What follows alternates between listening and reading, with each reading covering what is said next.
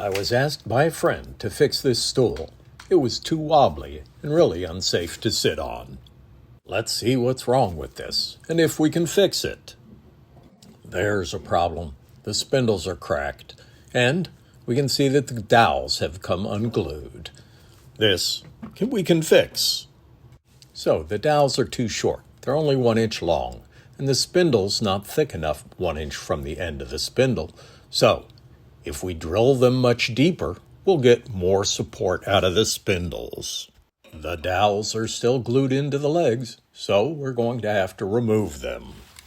The side spindles are pretty good. They're still strong. Just one loose joint, and we can hit that with some CA. Just to check the dowels again, I grabbed it with a pair of pliers, see if I could get them to come loose. They didn't. So we have to drill the holes in the spindles deeper. I didn't trust myself to hold the spindle and use a hand drill and get everything aligned and not break it apart. So we're off to the lathe. I got an idea of a way to do it using the headstock and the tailstock to keep the alignment of the spindles. Let's see how this works. I wanted to put the 3/8 drill bit into the headstock so that the drill bit would be turning, not the spindle. I thought this was a better way to go. This may not be the way the designer intended for the tailstock to be used, but it works out perfect. The spindle slides in to my adapter for the live tailstock. So let's give this a try. This will keep the spindle centered from both ends, and that should give us the best quality of drill. I will use the tailstock hand wheel to advance it, so it'll be a controlled drill, and I'll hold the spindle with my hand to make sure it doesn't turn. But, as we all know, there's only one way to find out. Let's try it. So I turned it on. We're running at 500 RPM. And you can hear a little chattering. It's making me nervous. But the next thing you can see is I mark the tailstock so that I know how deep I'm penetrating and can measure it. That chattering really bothers me. I'm afraid I'm going to break off the end of the spindle, that thin part. So let's put a little tape on it. That should help reinforce it. The only way you can do things is to try. I thought this would give me the best chance of getting a good drill without breaking the spindle. Now when we turn it on again, we don't hear that chirping, that high pitch that I was worried about it tearing. It sounds much smoother and better supported. I think this tape will work. One advantage of holding the spindle with my hand is it's free to turn, but that way I can feel the force. So as I'm advancing with the tailstock wheel and doing my drilling, I can feel how the spindle force is responding. The other thing when you're holding it with your hand is you can feel whether you need to relieve the chips. If the chips get all backed up, it'll start trying to turn the spindle, and I can feel that in my hand. So that helps me know when I need to clear the chips. We can measure the depth to see how far we're in. That's why I put a mark on the tailstock. So let's remove the tape and see how we did. That looks pretty good. I'm happy. The tape supported those broken edges and didn't cause any more cracking. Now I'll use a precision measuring device to see how deep the hole is. My pencil. I decided the hole wasn't quite deep enough, so I retaped it up and started drilling again. I'm very happy with the way this is going. I like the technique, and the quality is good. So let's get the rest done. Again, I'm running at 500 RPM. This is slow, but I'm holding the spindle with my hand, and I want to be very careful, so I'm not in a rush.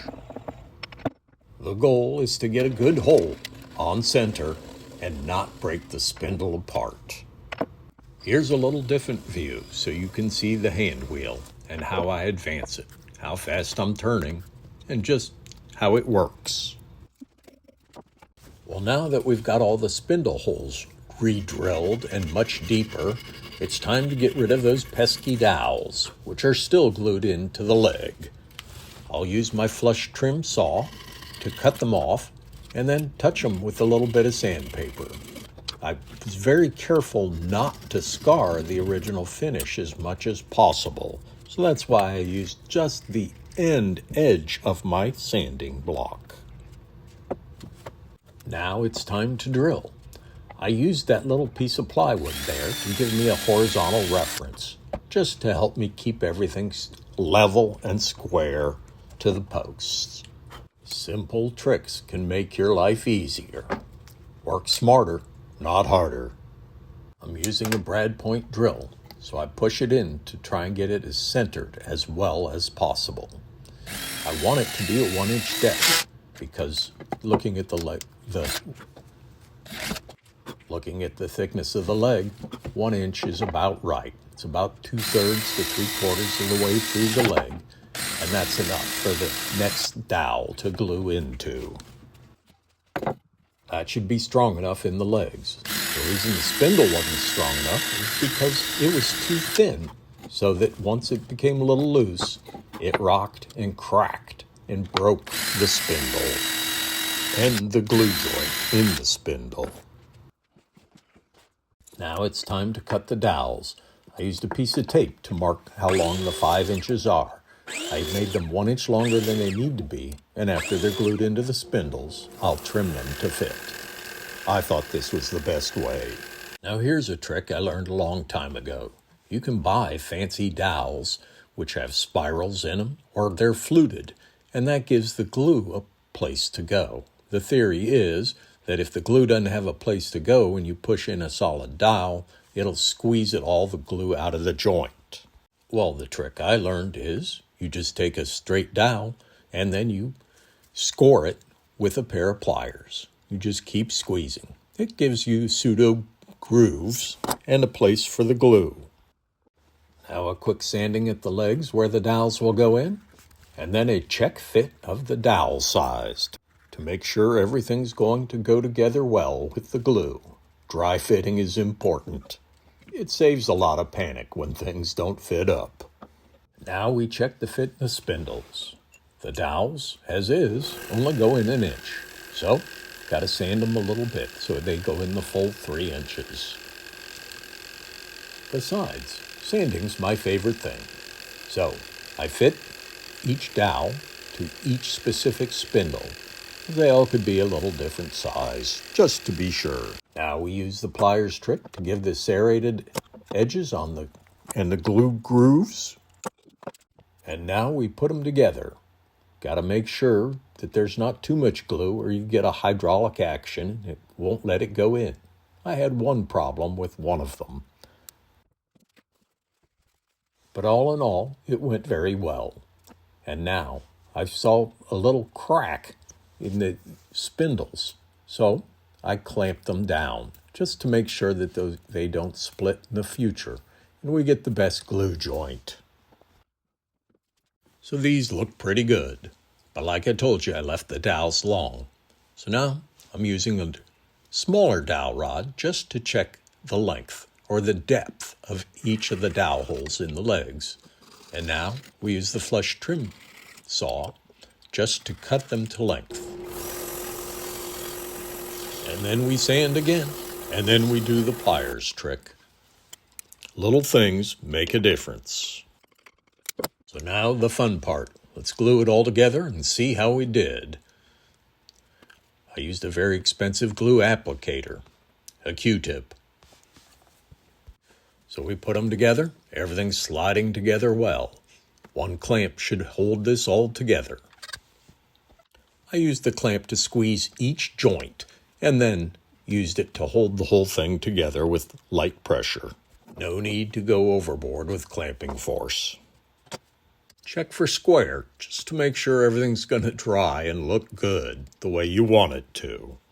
So while the glue's drying, I decided to use some plastic wood filler to cover the splits and the cracks and make the joints look better. This will help the quality of the rebuild. Simple wipe on, wipe off. Using plastic wood is a cheat, but this rebuild is not worth returning the spindles from scratch. That's not what I was asked to do. So now let's unclamp it. You can see the plastic wood is dried overnight, and I hit it with a little 150 grit sandpaper. Nothing too aggressive, just enough to fill the voids and make it look a little better than it did. Wipe it down with a little water just to clean it up, get rid of the dust. Now I was going to use some stain sticks on the plastic wood to get rid of the white color. First I was going to try cherry. I thought that might look okay. I don't think that's going to be quite dark enough. Let's try something else. Walnut is darker, so let's try that. But it's a little too brown, not enough red. This is a mahogany, and it's redder. That's why I hoped the cherry would work. So my go-to when I work on mahogany antiques is Sedona Red from Midwax. This is a very good match. Using my very expensive applicator, we can see that the Sedona Red is a good color match. We just need it to be darker. And the way you get stain darker, if it's a good color match, is you just keep applying it. So, every 5 minutes I add another coat or reflood the same area until I get the color I want. So, we just go over all the areas again and again and again till it looks pretty good. So that looks pretty good, and I'm happy. Refinishing is an adventure. You just keep doing things till it looks pretty good. So let's do a final wipe off. That doesn't look too bad. It's not perfect, but it's a lot better than the original white color. So now let's give it a test. It was extremely wobbly before and unsafe to sit on, and this looks pretty good. We just extended the life and saved something from the dumpster. I hope you enjoyed this. Thank you for watching. Please subscribe, like, and ring the bell. I appreciate you watching the Johnsonville Woodworker.